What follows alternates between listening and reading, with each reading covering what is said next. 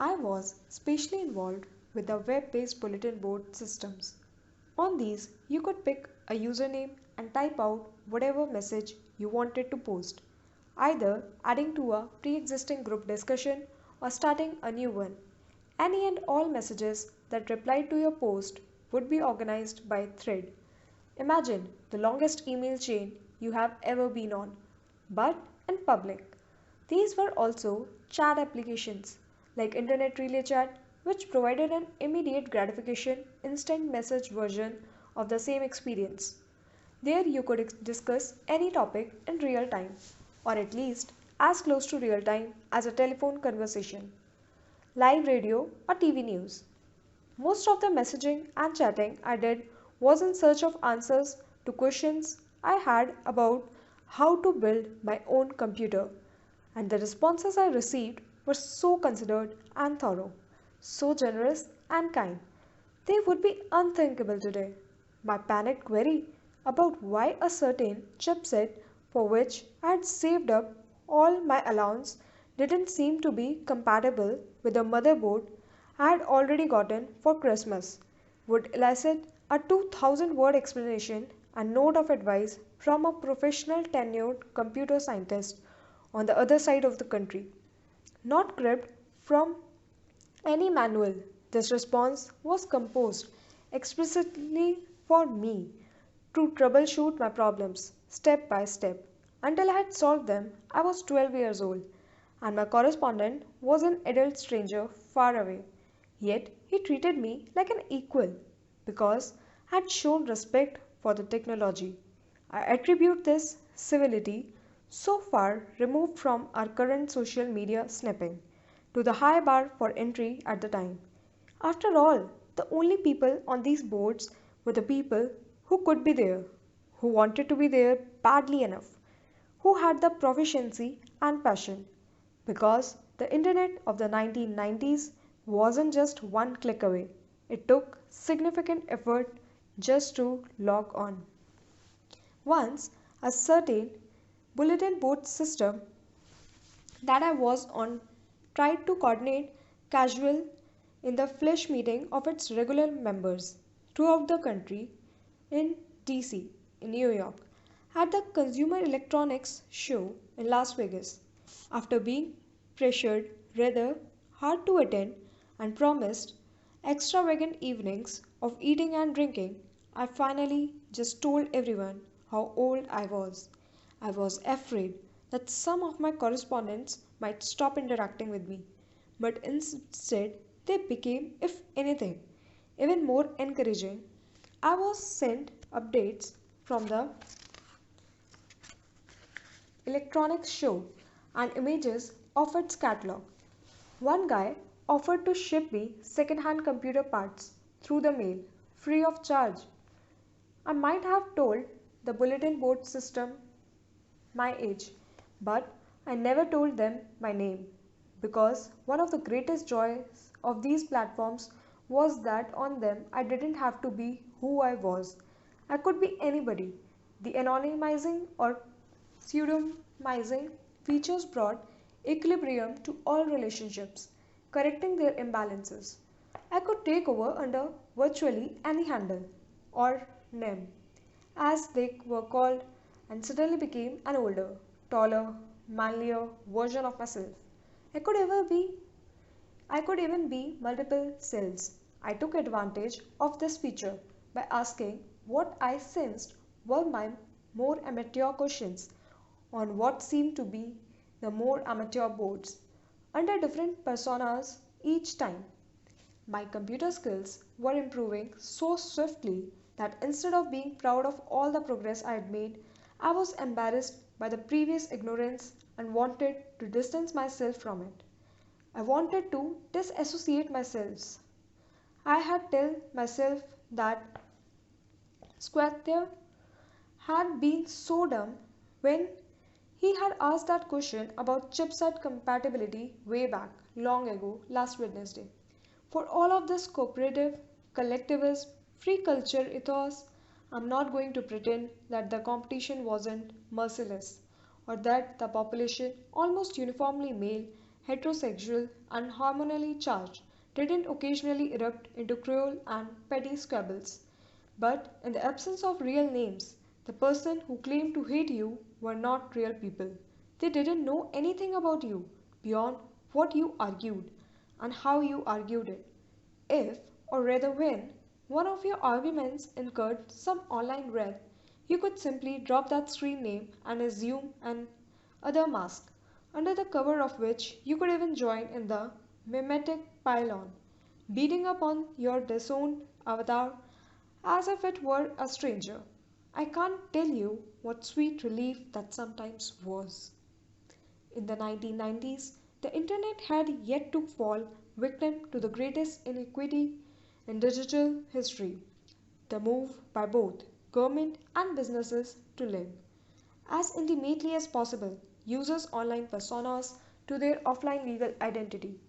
Kids used to be able to go online and say the dumbest things one day without having to be held accountable for them the next. This might not strike you as the healthiest environment in which to grow up, and yet it is precisely the only environment in which you can grow up. By which I mean that the early internet's dissociative opportunities actually encouraged me and those of my generation to change our most deeply held opinions instead of just digging in and defending them when challenged. This ability to reinvent ourselves meant that we never had to close our minds by picking sides or close ranks out of fear of doing irreparable harm to our reputations. Mistakes that were swiftly punished but softly rectified allowed both the community and the offender to move on. To me and to many, this felt like freedom. Imagine, if you will, that you could wake up every morning and pick a new name and a new face by which to be known to the world. Imagine that you could choose a new voice and new words to speak in it, as if the internet button were actually a reset button for your life. In the new millennium, internet technology would be turned to very different ends, enforcing fidelity to memory, identitarian consistency, and so ideological conformity. But back then, for a while at least, it protected us by forgetting our transgression and forgiving our sins. My most significant early encounters with the online self presentation happened on a bulletin board system. However, but in a more fantastical realm, the pseudo feudal lens and the dungeons of role playing games. Massively multiplayer online role playing games, in particular, in order to play Ultima Online, which was my favorite. I had to create and assume an alternative identity, or alt. I could choose, for example, to be a wizard or warrior, a tinkerer or thief, and I could toggle between these alts with a freedom that was unavailable to me in offline life, whose institutions tend to regard all mutability as suspicious. I had roamed the Ultima game space as one of my alts, interacting with the alts of others. As I got to know these other alts by collaborating with them on certain quests, I had sometimes come to realize that I would met their users before, just under different identities, while they in turn might realize the same about me. They would read my messages and figure out, though a characteristic phrase I had used or a particular quest that I had suggested, that I who was currently, say, a knight who called herself Stride was also or had also been a bard who called himself Corwin and a smith who called himself Palgarian. Sometimes I just enjoy these interactions as opportunities for banter, but more often than not, I treated them competitively, measuring my success by whether I was able to identify more of another user's alts than they were able to identify of mine.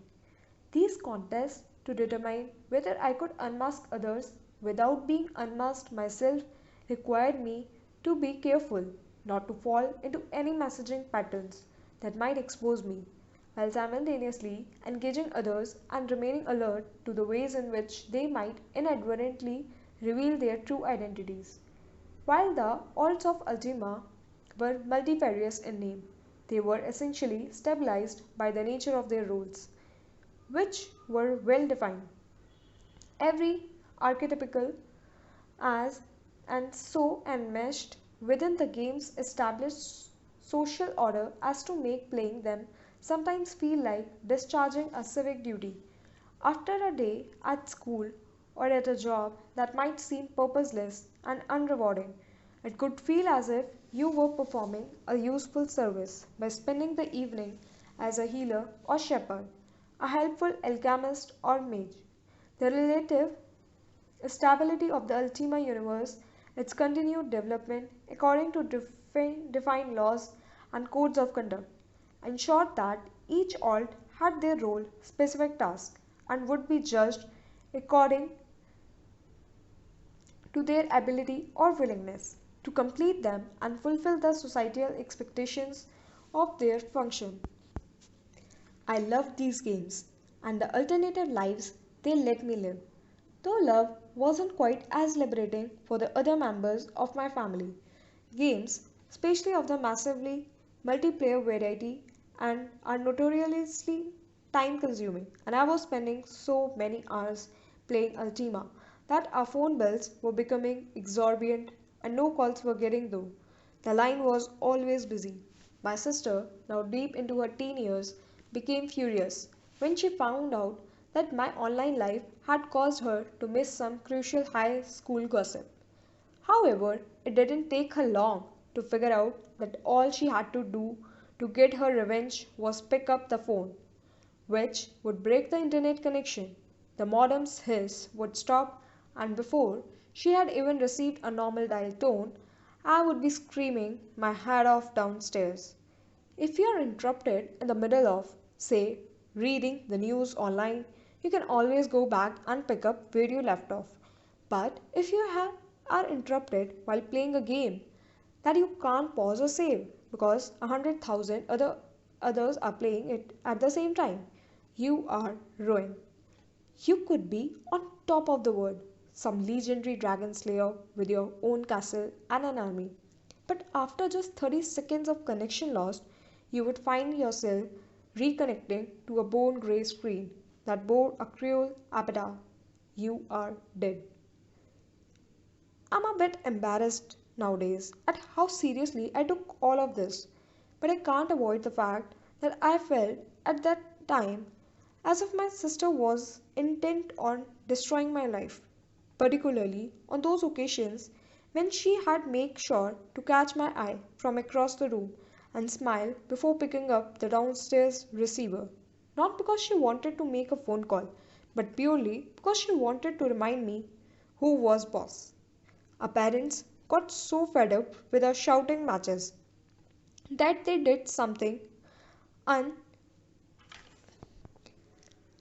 uncharacteristically indulgent. They switched our internet billing plan from pay by the minute to flat fee unlimited access and installed a second phone line. Peace smiled upon our abode.